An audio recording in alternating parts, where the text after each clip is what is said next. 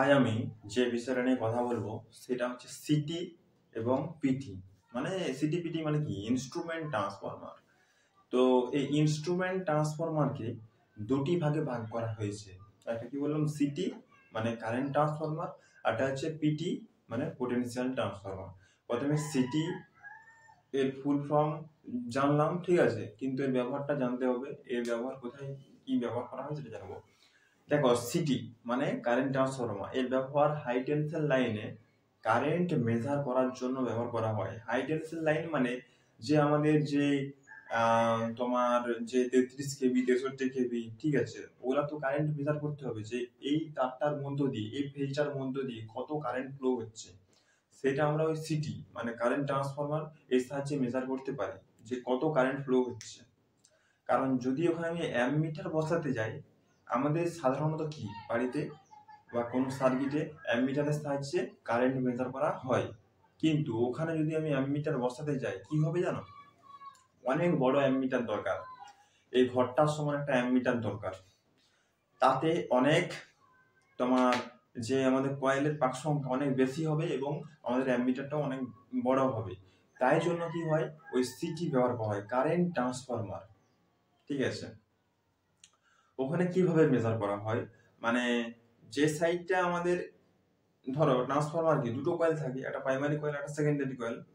তো যে সাইডে আমাদের ওই কারেন্টটা ইনপুট হচ্ছে আর কি, মানে একটা লাইন ধরো চলে গেছে, আমি এখানটা মেজার করতে চাই, তো ট্রান্সফরমারে তোমাকে ইনপুট দিতে হবে ওই লাইনটা, যে লাইনটা চলে গেছে তার থেকে নিয়ে ট্রান্সফরমারকে ইনপুট করতে হবে।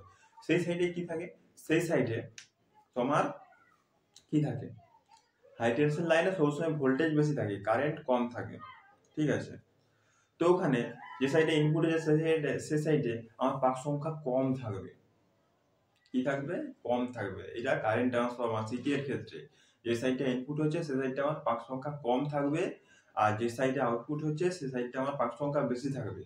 মানে মানে ধরো যদি যদি আমার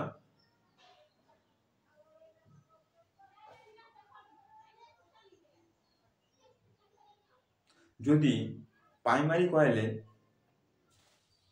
10 অ্যাম্পিয়ার কারেন্ট ফ্লো হয়, ঠিক আছে, 10 অ্যাম্পিয়ার কারেন্ট ফ্লো হয়, কারণ ওই সাইডে পাক সংখ্যা কম আছে, তাই কম দেখাবে। আর সেকেন্ডারি কয়েলে যদি তখন ওইটা কত দেখাবে, 100 অ্যাম্পিয়ার, মানে 100 অ্যাম্পিয়ার কারেন্ট ফ্লো হচ্ছে, ঠিক আছে। এটা সিটি কারেন্ট ট্রান্সফরমার এর ক্ষেত্রে ব্যবহার করা হয়। তারপরে যাচ্ছে পিটি, একে পোটেনশিয়াল ট্রান্সফরমার বা ভোল্টেজ ট্রান্সফরমার ও বলা হয়। পিটি এর ব্যবহার হাই টেনশন লাইনে ভোল্টেজ মেজার করার জন্য ব্যবহার করা হয়। দেখো, হাই টেনশন লাইনে আমাদের কি ভোল্টেজটা বেশি থাকে, 33 কেবি 63 কেবি 150 কেবি 200 কেবি 300 কেবি 400 কেবি পর্যন্ত ভোল্টেজ থাকে। তো ওখানে ভোল্টেজটা বাড়িয়ে দেওয়া হয় স্টেপ আপ ট্রান্সফরমার সাহায্যে এবং কারেন্টটাকে কমিয়ে দেওয়া হয়। কারণ যদি আমি কারেন্টটাকে বাড়িয়ে দিই আর ভোল্টেজটাকে কমিয়ে দিই তাহলে অনেক মোটা তারের দরকার, কিন্তু অত মোটা তারের তো আমরা বহন করতে পারবো না, ঠিক আছে। তার জন্য আমাদের ওই হাই টেনশন লাইনে কি হয় না, ভোল্টেজটাকে বাড়িয়ে দেওয়া হয়, কারেন্টটাকে কমিয়ে দেওয়া হয়। আর ওখানে আমাদের পিটি এর সাহায্যে কিভাবে ভোল্টেজটা মেজার করা হয়েছে, কত ভোল্টেজ যাচ্ছে। দেখো, ওখানে যদি ভোল্টমিটার বসাতে যাই তাহলে কিন্তু অনেক বড় ভোল্টমিটার বসাতে হবে, কিন্তু আমার দরকার নাই। ওখানে কি করা হয় না, যে আমাদের পিটি পোটেনশিয়াল ট্রান্সফরমার বা ভোল্টেজ ট্রান্সফরমারটা বসানো আছে, সে ওখান থেকে একটা ফেজ তার নিয়ে, ঠিক আছে, ভোল্টেজ মেজার করার জন্য একটা ফেজ তার নিতে হবে আর একটা কি নিউট্রাল তার নিতে হবে। নিলাম, দিয়ে ইনপুটে দিলাম, ঠিক আছে। যে সাইডে ইনপুট হবে সে সাইডে কিন্তু পাক সংখ্যা বেশি থাকবে। কেন বেশি থাকবে? কারণ ওইটা হচ্ছে হাই ভোল্টেজ সাইড, তাই পাক সংখ্যা বেশি দিতে হবে, ঠিক আছে। আর এই সাইডটা হচ্ছে আমার সেকেন্ডারি কয়েল, হচ্ছে পাক সংখ্যা কম দিতে হবে, কারণ এই সাইডে আমি কম দিতে হবে, কারণ এই সাইডে আমার কারণ বেশি দিলে তো আমাদের অসুবিধা হবে না, ঠিক আছে, তাই আমরা কম দেবো যাতে আমরা বুঝতে পারি।